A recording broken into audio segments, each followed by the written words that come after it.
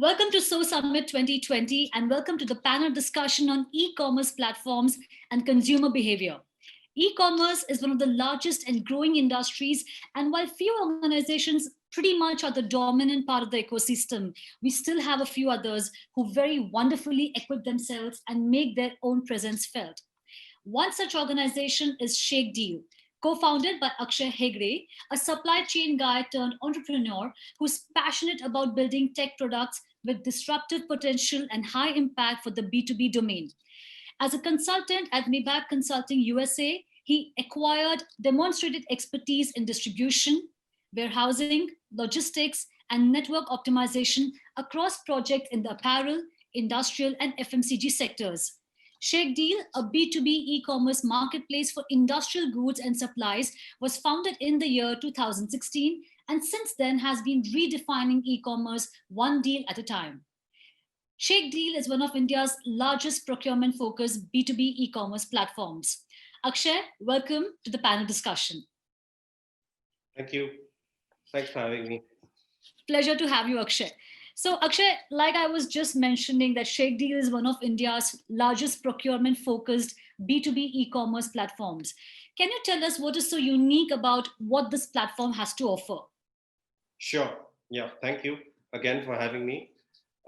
So, like you mentioned, you've given us a brief of what Shake Deal was, right? I would like to just elaborate on what Shake Deal is a little more. So, we are a B2B focused procurement marketplace, right? And because we are a B2B e-commerce platform, it's heavily nuanced towards business buying. Firstly, being B2B, it enables our platform enables people to draw and avail input tax credit from the GST for all the purchases that they do through the platform, which actually isn't the case when you go to traditional market or online marketplaces like Flipkart or Amazon. You do not get a GST invoice. Correct. So when you purchase from there, you don't really get the benefit of input tax credit. Now, this availing of input tax credit itself enables companies, SMEs and whatnot, to save up to 5 to 18%, depending upon what's the GST bracket the product or good is falling into. It helps in saving that much to their cost of purchase, right? Apart from that, or this basic tenet, the platform is also designed for business buying. So we have options to raise RFQs or bulk inquiries. We've got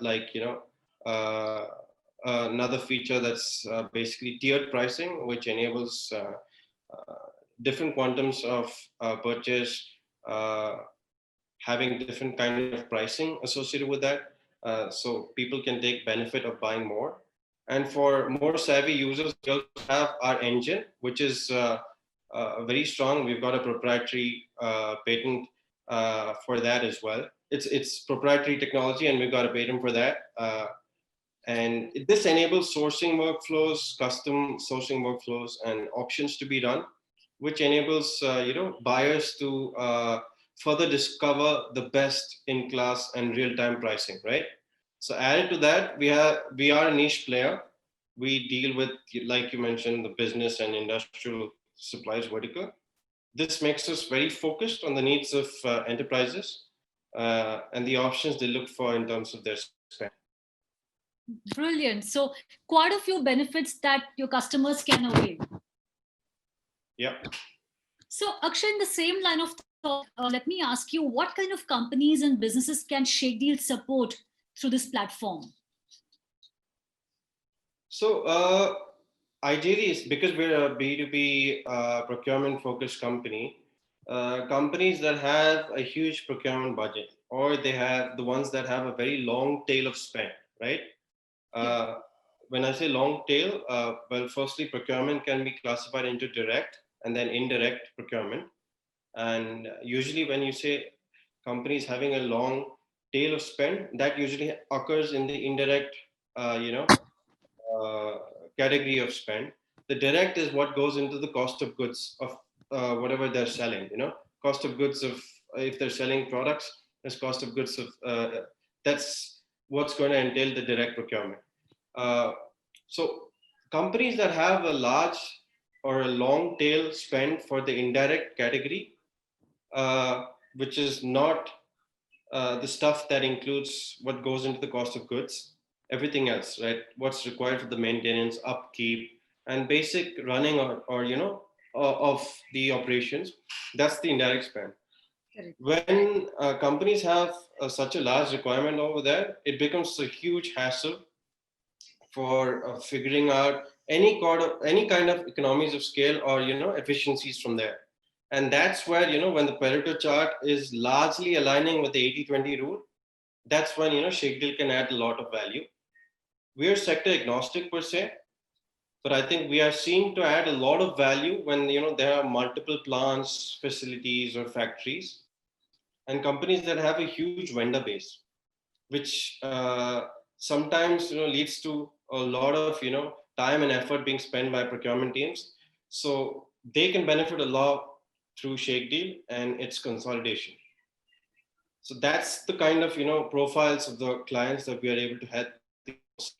Uh, we also have we have an SME platform, which is what is available to almost everyone, which is where companies with smaller budgets Correct. can browse, and then they can self-service checkout, just like any e-commerce site, like your Flipkart and Amazon. But then we also have this enterprise suite of products, which is meant solely for large enterprises. And here we offer, custom store spend analytics, ERP integrations, custom workflows. So the entire buying online e-commerce buying behavior, but it's behind a firewall meant specifically for these large enterprises. Okay. So clearly, a diversified range of products and services for both SMEs and larger chunk of organizations.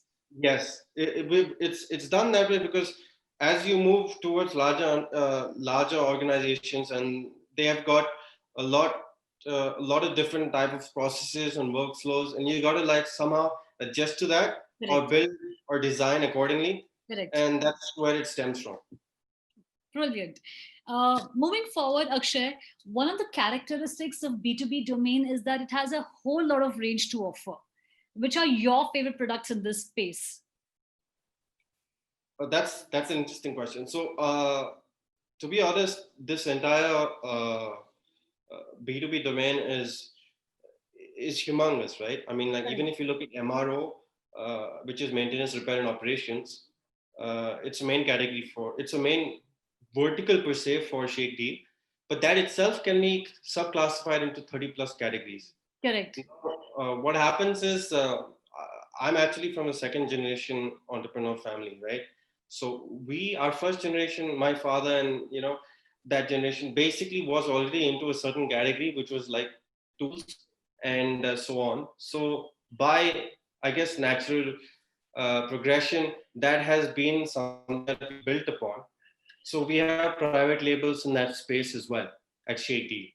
And it happened to be some of the things, a few categories that I was interested as well with, and that's how we formulated uh, our entire thesis or hypothesis regarding where would private labels work, and so I would say that is definitely one of the categories that I really like, and I see like with infrastructure being a big uh, I guess focus area for India in the coming years. Those kind of categories will definitely see a lot of growth.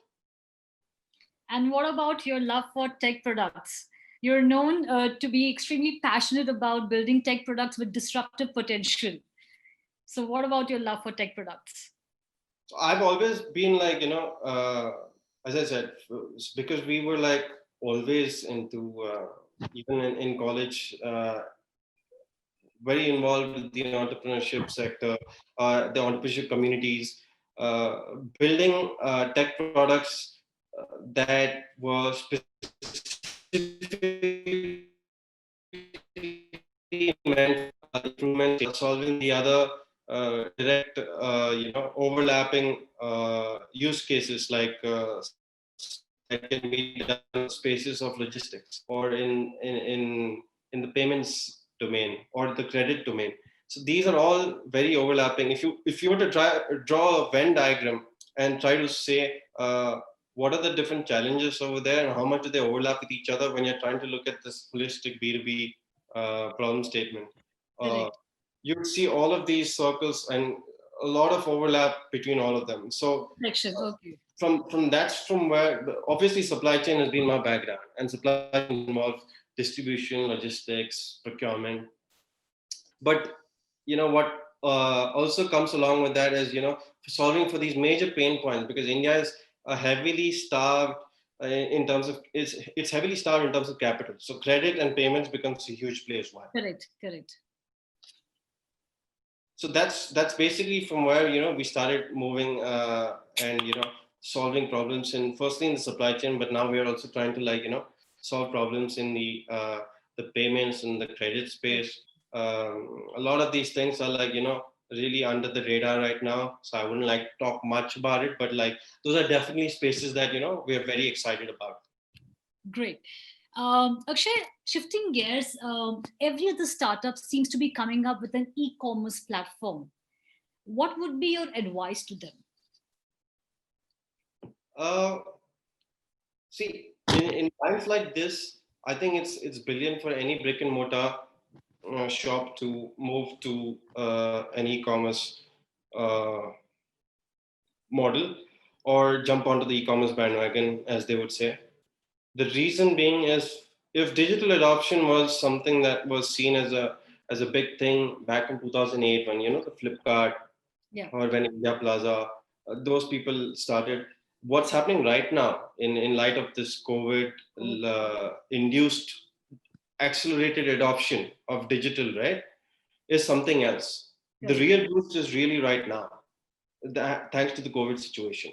True. Now, the advice for all the people who are looking at running e-commerce sites or starting e-commerce sites or shifting from brick and mortar to click and mortar, I don't think it's needed for everyone to start e-commerce or build their e-commerce sites from scratch. There are plenty of plug and play options and solutions available for launching their own storefronts. I think, but building a store or an online storefront is basically going from 0 to 1. There's a lot that goes after that, right? The real True. challenge is, what is your go-to market for the e-commerce? How do you acquire your customers? Customer acquisition is very important. If you just build an online store and you do nothing about that, chances are the kind of volume of traffic that you're going to get through the store is going to be very minimal. Correct. A lot of D2C brands now are leveraging the social media platforms and Google for both SEO and SEM. And if they don't have a lot of capital to plow into their own sites for the traffic or customer acquisition, they're leveraging other platforms such as Flipkart and Amazon for their first time customers, because that's where the traffic is. uh, there's no comparison in terms of traffic that those two sites are getting, right? Correct. And their own sites, the D2C brands, their own sites becomes they just piggyback on the customers who have actually first time purchased it from these platforms. This next time around, they lock in the customer onto their own sites without having to pay that hefty payout to Amazon, Flipkart, which is usually within 20 to 30% of commissions that those platforms charge. So I think that way, it's become very beneficial for brands to even pivot from their age-old, multi-layer supply chains to try and become more direct in their approach, like D2C type. Correct. And this e-commerce, revolution, I guess, is definitely going to play a crucial role in enabling that. Great. Thank you for that, Akshay. Now, talking about the pandemic, you just told that how COVID has actually paved way and accelerated growth for digitization. So, in the same sphere of thought, I'm going to ask you, what has changed about consumer behavior on your platform since COVID-19? Yeah, I knew that question is going to come. I mean, it's something that everyone has been asking. So yeah, definitely there was a dip. I guess there was a dip in traffic during the months of April and May. Yeah, Uh, April, May, yes. that's pretty much what everyone saw. It's primarily because, frankly, there was a huge shock and people were like pretty much restricted to their houses because of the lockdown. Because this was They're the peak still lockdown, trying to right? process what's happening around, actually. The first time, a lockdown, and they were still trying to process what's happening. Absolutely, exactly. So uh, I would say that people would not probably go out and spend when their entire they go into a very uh, into a shell, and that's probably what was reflected in terms of demand, and which is manifested by the traffic that we saw. But Correct. since then, we have seen that our organic traffic has been growing steadily at a rate of 20% month on month. I think this is a good sign. That means, some sort of revival in terms of demand, or at least that pent up demand, which I at least felt there was some certain pent up demand. We're trying to see that, or we are starting to see that, manifest now.